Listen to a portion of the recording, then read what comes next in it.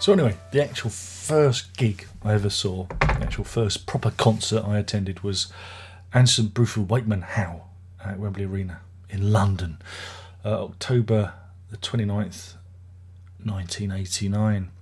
Those were the days. That was before before internet booking and things like that. Yeah, you could phone up and book, but we decided to buy our tickets in the Virgin Megastore on Tottenham Court Road.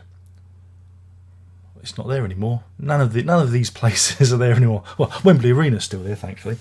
I think they were £14.95. That's £15 a ticket. Wow, those were the days. And they had like a little ticket booth in the Virgin Megastore by the door when you went in. So the missus went up to the booth and said, "Oh yeah, I'd like 2 tickets for Anderson, Bruford, Wakeman, Howe." Blank look. Tried again.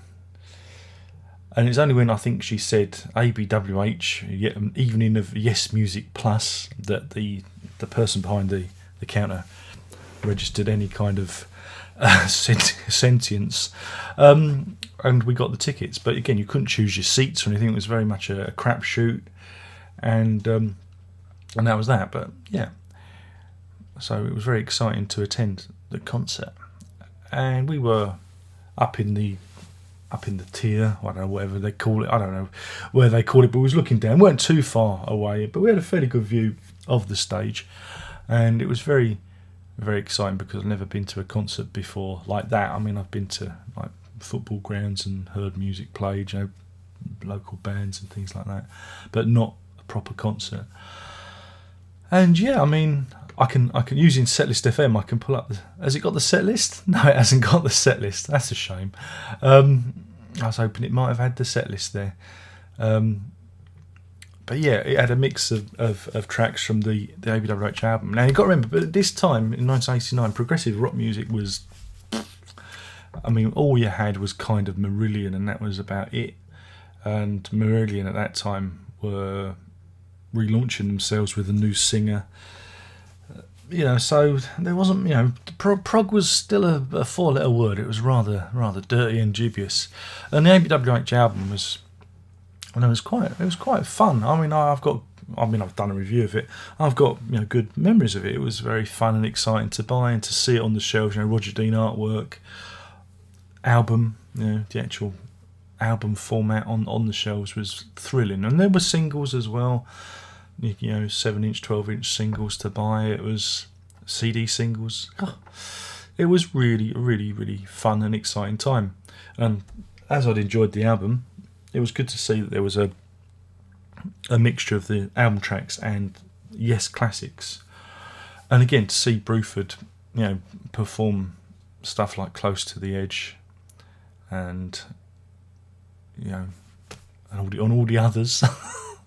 I wish I had the track list in here. I don't want to say a song that wasn't performed, but I have no memory of it was all those years ago. Am I supposed to remember the set list? But I remember it was really good. And like I said, there was stuff from the album. But it opened with John Anderson playing in the crowd. A little spotlight picked him out. Luckily, I saw him because he was all dressed in kind of white with spangly bits.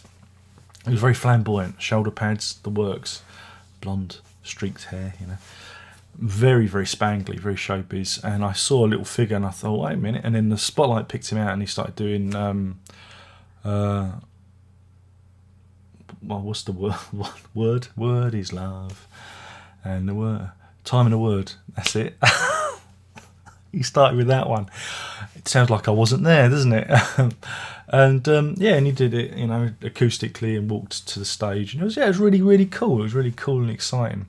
And I just remember it being a really good gig. One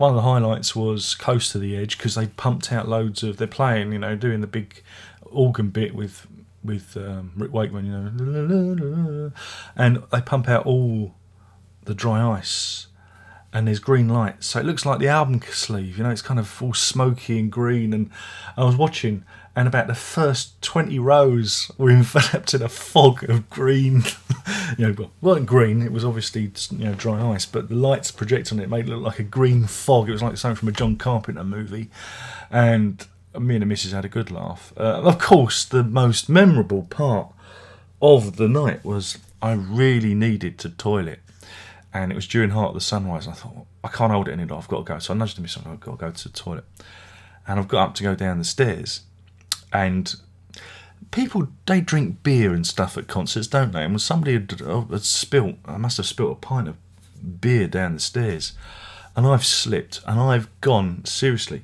on my arse, down, I don't know how many stairs. I'm surprised I didn't break my back.